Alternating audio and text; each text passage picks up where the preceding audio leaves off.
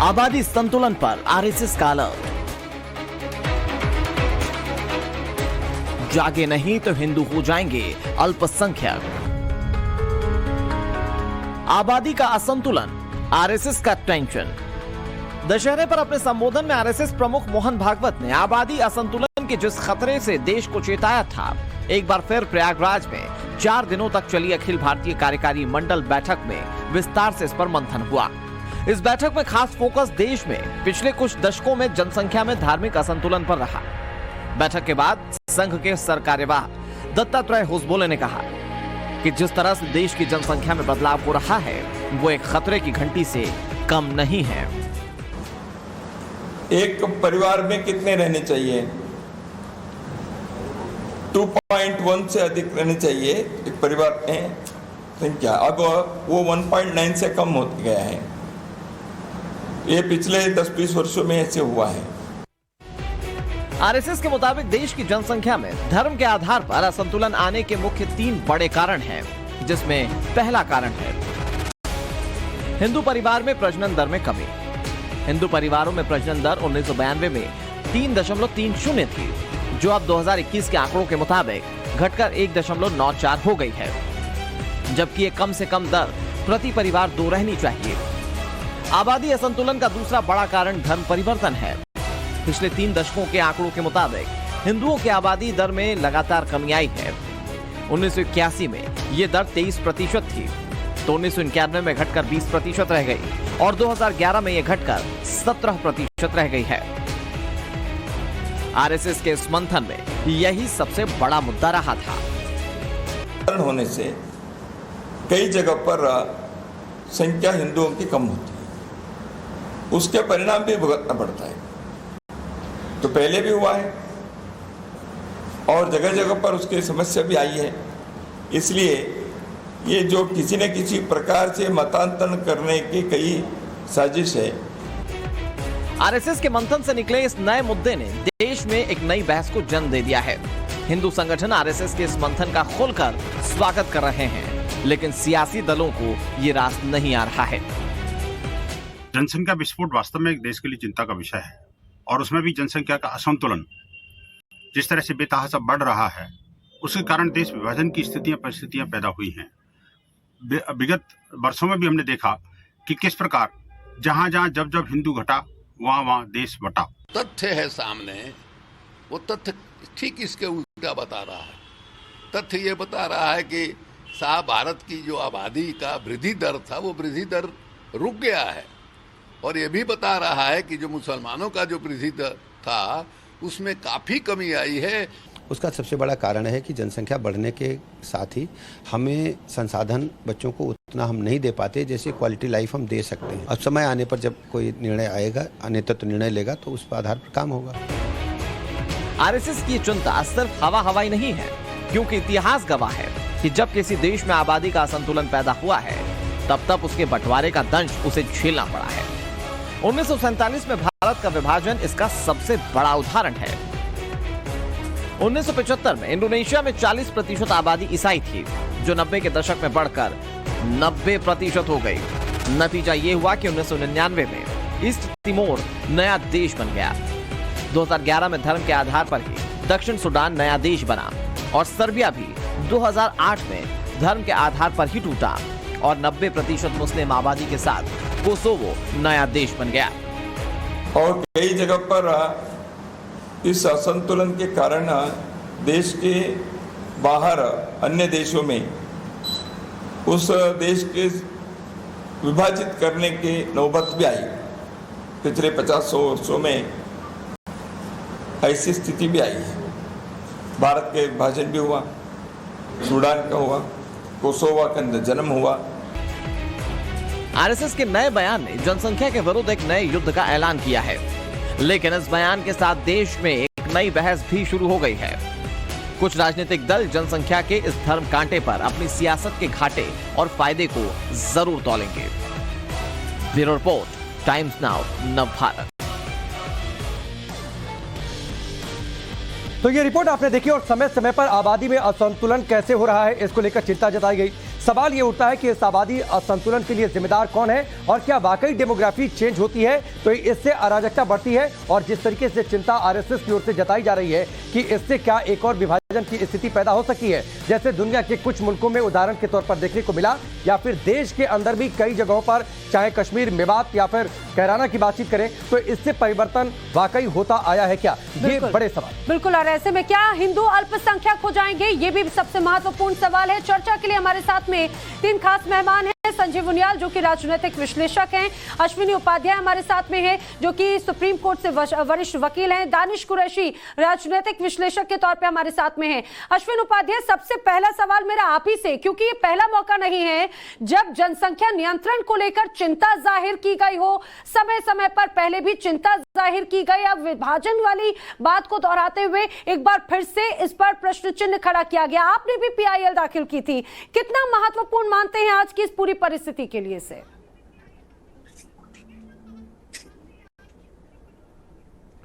मेरी PIL supreme court में चल रही है। इनफैक्ट वो कल ही लगी थी, कल सुनवाई सुप्रीम कोर्ट में हुई है, दोबारा फिर से 18 नवंबर को सुनवाई होगी जी। हमारा ये कहना है, आप इसको अगर किसी भी तरीके से देखिए, अगर आप संसाधन तरीके से देखिए तो हमारे पास जमीन 2% है, पानी 4% है, जनसंख्या दुनिया की 20% हो चुकी है। अगर आप देखें तो गरीबी का मूल कारण जनसंख्या विस्फोट है, air pollution, water pollution, noise pollution का मूल कारण जनसंख्या विस्फोट है, सड़क पे भीड़, रेल में भीड़, जेल में भीड़, तहसील में भीड़, थाने में भीड़, बाजार में भीड़, हर जगह भीड़ का मूल कारण जनसंख्या विस्फोट है।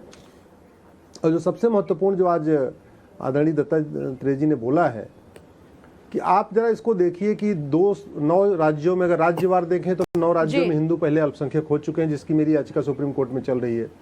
अगर आप डिस्ट्रिक्ट वाइज देखें तो 200 जिलों से पलायन चल रहा है, टोटल 750 जिले हैं जहां 200 जिलों से पलायन हो रहा है।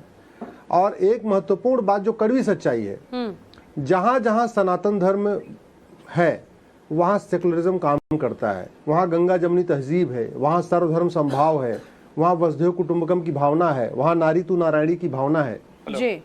जहां जहां सनातन धर्म खत्म होता है वहां अलगाववाद, कट्टरवाद, मजहबी उन्माद बढ़ता है। तो ये कड़वी सच्चाई हमें समझने में कोई मतलब देर नहीं करना चाहिए।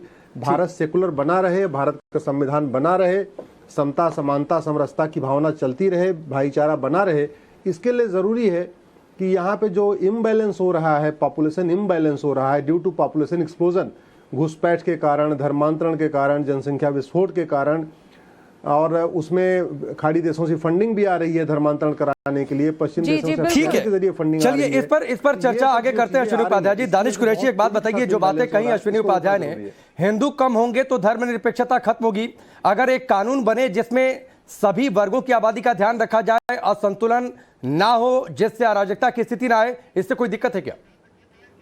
देखिए, सबसे पहली बात मैं आपको कह दूं कि संघ परिवार का इससे पहले भी इस तरीके के निवेदन आ चुके हैं, और दशहरे के दिन जिस तरीके से उन्होंने कहा था और एक बार फिर इस बात को दोहराया गया है। मैं आपको एक बात बता दूं, ये देश धर्मनिरपेक्ष है और देश में संविधान का काम जो है वो नागरिकों की सुरक्षा करना है, किसी एक धर्म को सत्ता में बनाए रखना काम उसका नहीं है। ये बात आरएसएस अच्छे से समझता भी है और जानबूझकर इस तरीके का पैनिक फैलाने की बात है, हिंदू अल्पसंख्यक हो जाएंगे। अरे भाई, कैसे अल्पसंख्यक हो जाएंगे? और रही बात संसाधन, उपाध्याय जी भी संसाधन की बात करते हैं। देखिए, मैं आपको बताऊं, 2013 से पहले 30 करोड़ गरीब परिवार जो थे वो सरकारी अनाज पे निर्भर कर रहे थे। आज 22 के अंदर में 80 करोड़ है। देश के प्रधानमंत्री उन्हें अनाज देकर गर्व महसूस कर रहे हैं। आप डिबेट को दूसरी डायरेक्शन में लेकर जा रहे हैं। पॉपुलेशन ब्लास्ट पर कंट्रोल होना चाहिए, ये सभी मानते हैं और ये आप भी मानेंगे। सवाल आबादी में असंतुलन को लेकर है कि एक वर्ग की आबादी बहुत ज्यादा हो जाए, एक वर्ग की आबादी कम हो जाए, और उदाहरण है कि जहां भी डेमोग्राफी चेंज होती है तो अराजकता की स्थिति होती है। ये चिंता का विषय है।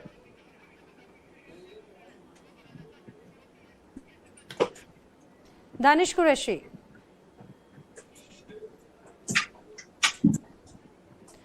दानिश जी, आप हमें सुन पा रहे हैं क्या?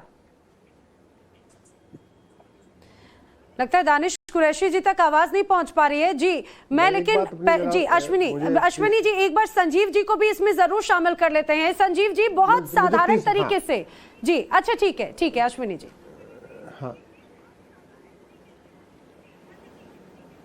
हाँ, देखिए, पहली बात तो मेरा ये कहना है, अभी इस समय पर्शिया में जो चल रहा है, ईरान में जो चल रहा है, उसका मैं एग्जांपल देना चाहूंगा। पर्सिया शांत था, समृद्ध था, खुशहाल था। वहां एक मजहब की पॉपुलेशन बढ़ी, वो ईरान बन गया। और आज की डेट में बहन बेटियां बुरके में कैद हो गई हैं, हिजाब न पहनने पे गोली मारी जा रही है। दुर्योधन का ननिहाल गंधार शांत था, समृद्ध था, खुशहाल था। मात्र 100 साल में वो कंधार बन गया। आज वहां देखिए अफगानिस्तान में रोज बम फूट रहे हैं। राजा भरत का ननिहाल कैके शांत था, समृद्ध था, खुशहाल था। 100 साल में वो पाकिस्तान हो गया और आज देखिए उस पाकिस्तान में रोज बम फूट रहे हैं। इसी तरीके से आप बांग्लादेश को देख लीजिए, हमारा पूरी बिल्कुल, यानी कि आपकी चिंता और आपके वो सवाल बिल्कुल वाजिब है अश्विनी जी। है तो नहीं, ठीक है दानिश कुरैशी, अगर आप तक आवाज पहुंच रही हो तो इन तथ्यों को आप भी सुनिएगा। सुनिए, भारत सेकुलर संविधान के कारण नहीं है। भारत सेकुलर संविधान के कारण नहीं है, भारत सेकुलर हिंदुओं के बहुसंख्यक होने के कारण है। जिन स्थानों में, जिन जिलों में हिंदू खत्म हो चुके, वहां सेकुलरिज्म काम नहीं करता। कश्मीर में सेकुलरिज्म काम नहीं करता, लद्दाख में सेकुलरिज्म काम नहीं करता, लक्षद्वीप में काम नहीं करता। दानिश कुरैशी आप शायद सुन रहे हैं, दानिश कुरैशी इसका जवाब नहीं, उसके बाद में फिर संजीव जी का रुख करूंगी। त्योहार भी घर के बाहर नहीं बना हुआ। ठीक है अश्विनी जी जवाब ले लेते हैं। दानिश कुरैशी, देखिए नैना जी, अगर विदाउट इंटरप्ट बोल दिया जाएगा तभी मैं बोल पाऊंगा, बीच में इंटरप्ट करेंगे तो अच्छी बात नहीं है। वो लेकिन आप पॉइंट पे आइए ना, आप अगर डाइवर्ट करेंगे तो जाहिर सी बात है सवाल तो पूछेंगे। अगर डाइवर्ट करेंगे टॉपिक को, बात रखिए। नहीं, अगर आप मुद्दे पे बात करें, मुद्दे पे जवाब होगा तो बात करने दीजिए। तो मुद्दा आबादी में असंतुलन है, पॉपुलेशन एक्सप्लोजन एक पहलू है, लेकिन मुद्दा आबादी में असंतुलन है, उस पर बोलिए। देखिए, जैसा कि अश्विनी जी कह रहे हैं कि भाई देश में हिंदू हैं इसलिए देश सेक्युलर है, तो एक काम करिए, आप रेजोल्यूशन पास कर दीजिए, देश को हिंदू राष्ट्र बना दीजिए। कहिए प्रधानमंत्री जी के पास बहुमत है, पार्लियामेंट में रेजोल्यूशन पास कर ले हिंदू राष्ट्र।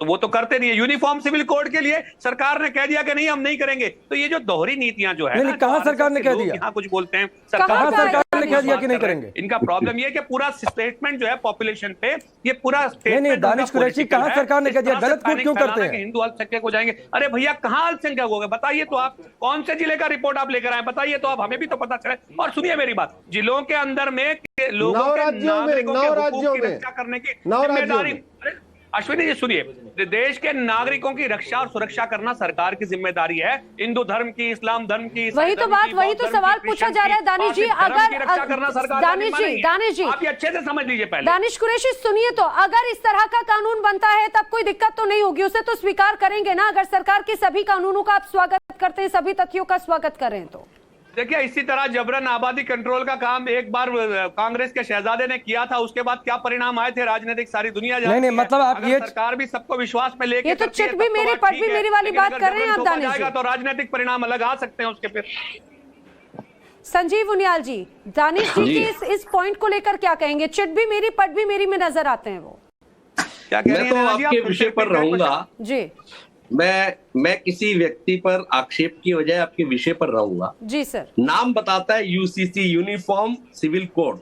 यूनिफॉर्मिटी होनी चाहिए किसी भी चीज में, किसी भी समाज में, किसी भी कक्षा में, किसी भी वर्ग में, किसी भी क्षेत्र में यूनिफॉर्मिटी क्यों नहीं होनी चाहिए? संजीव जी, केंद्र सरकार का हलफनामा पढ़िए आप। इनफॉर्मिटी है, डिफरेंस बता रहे हैं रिचुअल्स में, को किसी भी तरह से टॉलरेट नहीं किया जाएगा, चाहे वो अश्विनी उपाध्याय जी की पीएल के माध्यम से हो, या सरकार के माध्यम से हो, या जनता के माध्यम से। इनको चुप करा लीजिए, इनको चुप करा दीजिए, जरा 2 मिनट शांति से सुन लीजिए, फिर बात करेंगे। तो यूनिफॉर्मिटी का माध्यम कुछ भी हो सकता है, अश्विनी जी का पीआईएल भी हो सकता है, सरकार के माध्यम से होता है, जनता के अंदर से भी आवाज आ सकती है, और संसार के सबसे बड़े संगठन के जनरल सेक्रेटरी के और प्रेसिडेंट के माध्यम से भी आवाज आ सकती है, और आपके चैनल के थ्रू हम सबके माध्यम से उसके लोगों तक, करोड़ों तक पहुंचने का माध्यम हो सकता है।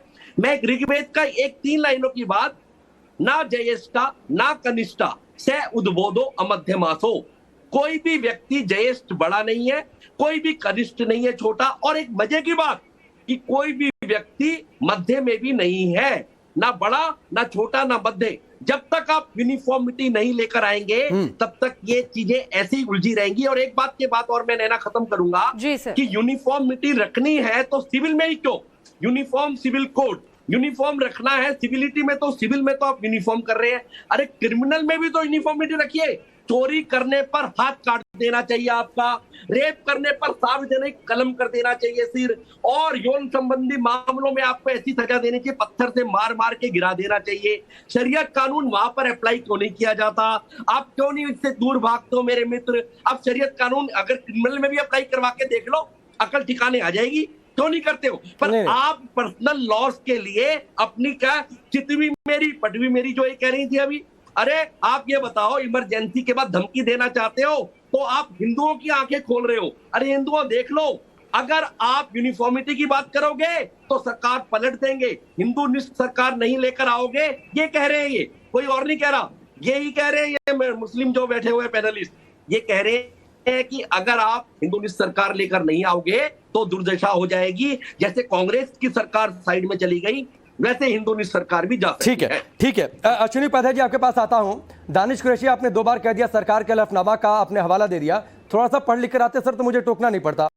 सरकार ने कहा कि कानून हम बनाएंगे, कोर्ट ना बताए, लेकिन यह भी कहा कि अलग अलग जो पर्सनल लॉ है इससे जो समानता की भावना है इसका उल्लंघन होता है। इसमें विरोध आपको कहां बात समझ में आती है? आप दरअसल चाहते ये हैं कि पॉपुलेशन कंट्रोल दूसरे लोग देखें, एक वर्ग नहीं देखेगा, उनके लिए सारी छूट होनी चाहिए, आप पर कोई नियम कानून नहीं चलना चाहिए। आपकी दिक्कत क्या है कि आप एक तरफ का ही पढ़ते हैं, अगर पढ़ के भी नहीं, दिक्कत आपकी है कि आपने देख लिया कि सरकार ने विरोध कर दिया। सरकार ने सिर्फ हलफनामे में कहा है कि कानून बनाना सरकार का काम है, कार्यपालिका का काम है, कोर्ट इसमें हस्तक्षेप ना करे। मैं अपनी बात रखूंगा। नहीं, गलत कोट मत करिए, अपनी बात रखिए लेकिन गलत कोट मत करिए, एकदम गलत कोट मत करिए, ये बिल्कुल नहीं चलेगा दानिश कुरैशी कि आप बैठकर गलत कोट करेंगे, जरूरत नहीं है, एकदम आप गलत कोट नहीं करेंगे, एकदम गलत कोट नहीं करेंगे आप, जरूरत नहीं है पांडे जी, नहीं गलत कोट नहीं करेंगे, गलत कोट नहीं करने देंगे आपको यहाँ पर, ये बात एकदम समझ लीजिए दानिश कुरैशी।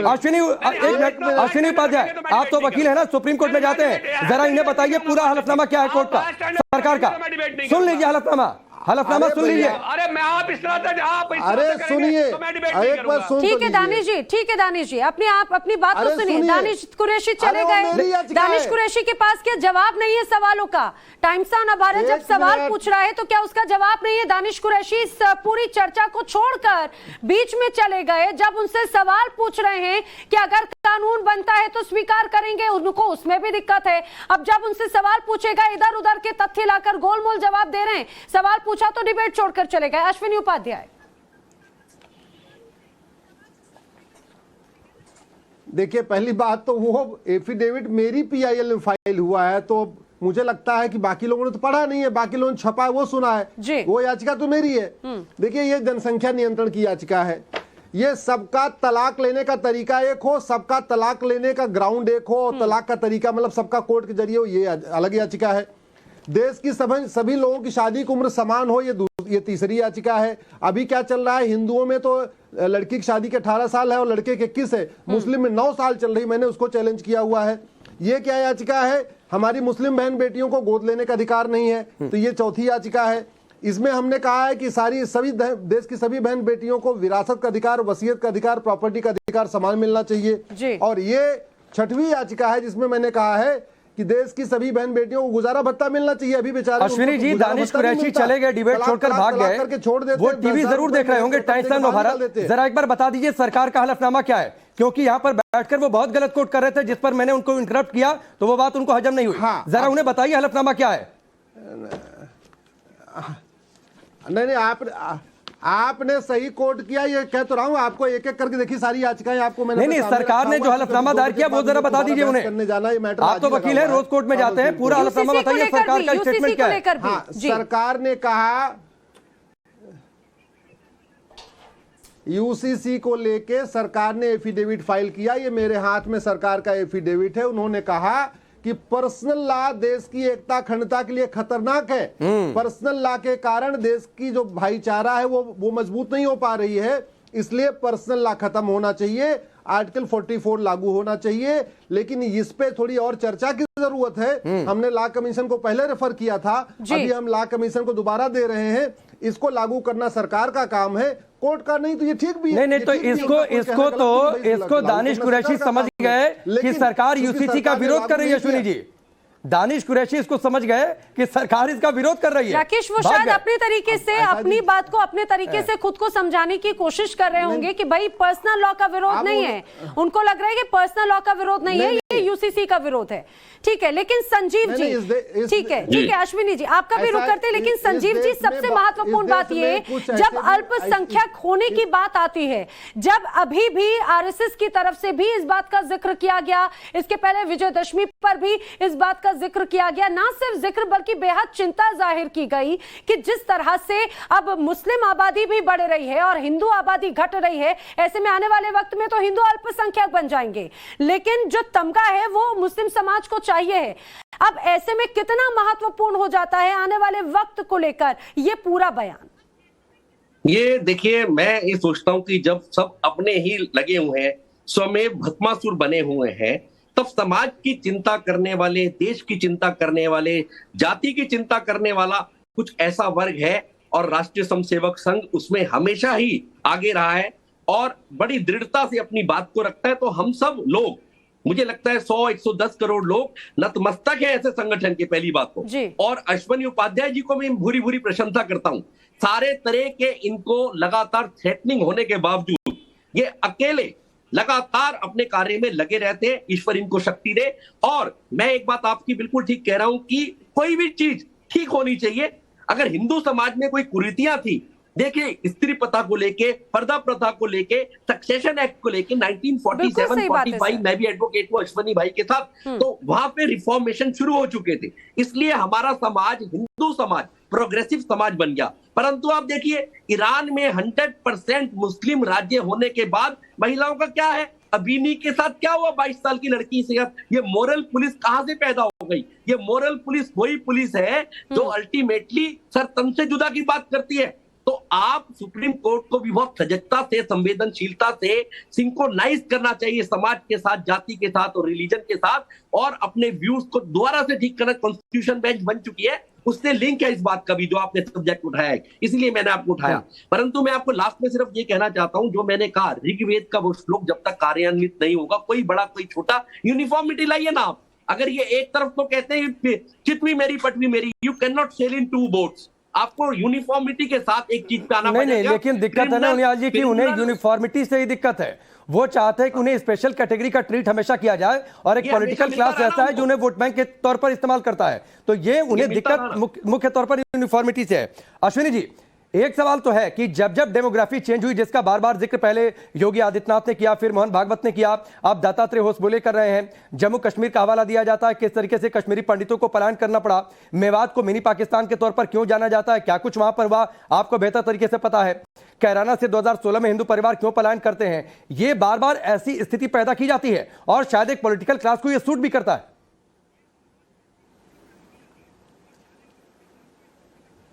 देखिए, भारत में 750 जिले हैं, 750 जिलों में से 200 जिले में, आंकड़े आपको बता रहा हूं, 200 जिलों में हिंदुओं की संख्या बहुत कम हो गई है।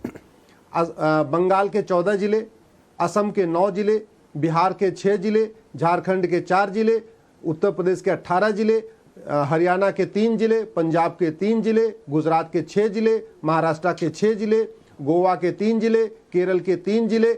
ऐसे अगर आप डिस्ट्रिक्ट वाइज काउंट करिए तो 200 जिलों में हिंदुओं की संख्या कम होती जा रही है। और बाकी छोड़िए, आपके दिल्ली, देश की राजधानी सुंदर नगरी की जिस वार्ड में हिंदुओं की संख्या कम हुई है हमारे दलित भाइयों की, वहां दलितों के साथ क्या हो रहा है? तो ये तो मतलब 10% तक तो शांति भाईचारा के साथ रहते हैं। जैसे संख्या इनकी 20% होती है, नंगा नाच शुरू कर देते हैं। जैसे संख्या 30% हो जाती है, उसके बाद पलायन के लिए मजबूर करते हैं, लड़कियों को छेड़ते हैं, सब कुछ करना शुरू करते हैं। तो मैं इसलिए कह रहा हूं, भारत सेकुलर संविधान के कारण नहीं है, वो हमारी बात सुन के भाग गए। भारत सेकुलर संविधान के कारण नहीं है, भारत सेकुलर हिंदुओं के बहुसंख्यक होने के कारण है। और ये सेकुलरिज्म वहीं चल रहा है जिन जिन जिलों में हिंदू बहुसंख्यक हैं, जिन राज्यों में हिंदू बहुसंख्यक हैं। लेकिन अश्विनी जी, एक और जो चिंता जाहिर की गई, उसके पीछे धर्मांतरण भी एक बहुत महत्वपूर्ण मुद्दा माना गया, जिसका हम बात कर रहे थे कि चाहे बात दत्तात्रेय होसबोले की हो या फिर मोहन भागवत या फिर अन्य स्थल पर भी अभी हमने देखा कि ये बात जोरों शोरों से उठी कि एक बढ़ती आबादी तो बहुत महत्वपूर्ण है हिंदुओं के अल्पसंख्यक होने की, लेकिन जिस तरह से धर्मांतरण है, चाहे वो मुस्लिम आबादी में धर्मांतरण हो या फिर ईसाई समाज की तरफ धर्मांतरण होना हो, ये भी बहुत चिंता का विषय है। आपने बहुत अच्छा सवाल किया। मैं देखिए, मैं आपने बहुत अच्छा सवाल किया, और धर्मांतरण मतांतरण किसी एक राज्य की समस्या नहीं है, ये पूरे राष्ट्र की समस्या है। लेकिन चूंकि राज्यवार कानून बने हैं तो इसका नतीजा ये है कि आनंद विहार गाजियाबाद के कौशाम्बी में धर्मांतरण करो तो अपराध, और आनंद विहार में एंट्री कर जाओ तो अपराध नहीं। नोएडा के फिल्म सिटी में धर्मांतरण करो तो अपराध, मयूर विहार में एंट्री कर जाओ तो धर्मांतरण अपराध नहीं, क्योंकि केंद्रीय स्तर पे कोई कानून नहीं है। मैं आज आपके माध्यम से सरकार से निवेदन करता हूं, ये इंडियन पिनल कोड है, इसका चैप्टर 15 है, ऑफेंस रिलेटिंग टू रिलीजन। इसमें 2 धारा जोड़ दीजिए। राज्यों को धर्मांतरण के लिए कानून बनाने की जरूरत ही नहीं है।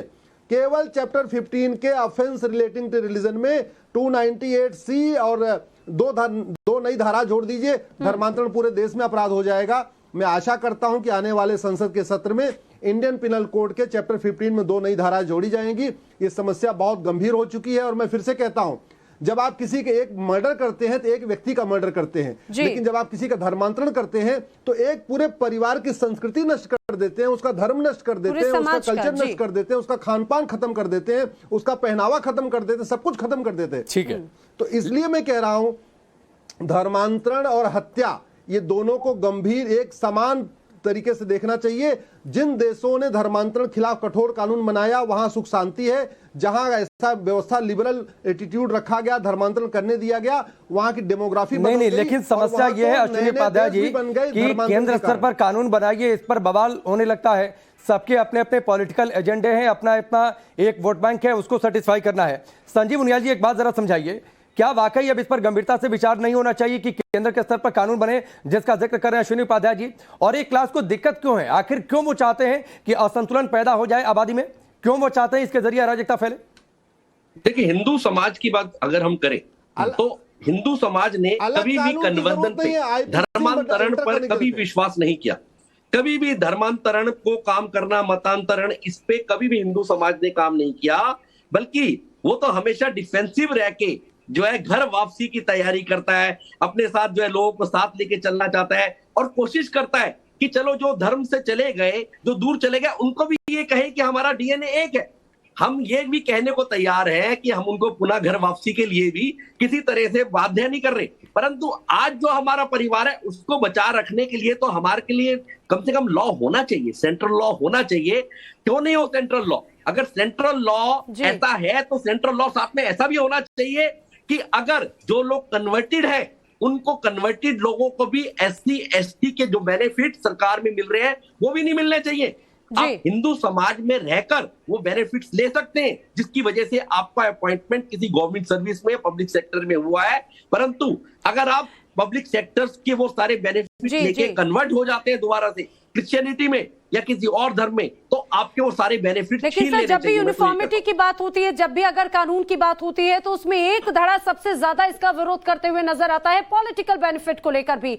आप सभी हमारे साथ में जुड़े, आप सभी का बहुत बहुत शुक्रिया। लेकिन जिस तरह से बार बार समय समय पर राकेश ये चिंता जाहिर की जाती रही है कि बढ़ती आबादी और बढ़ता धर्मांतरण हिंदुओं को अल्पसंख्यक बना देगा। नहीं, और जो चिंता है कि बढ़ती आबादी के साथ आबादी असंतुलन ना हो, कंट्रोल करने के साथ, इस पर भी सोचने की जरूरत है। जो चिंता जताई जा रही है वह क्या पर ब्रेक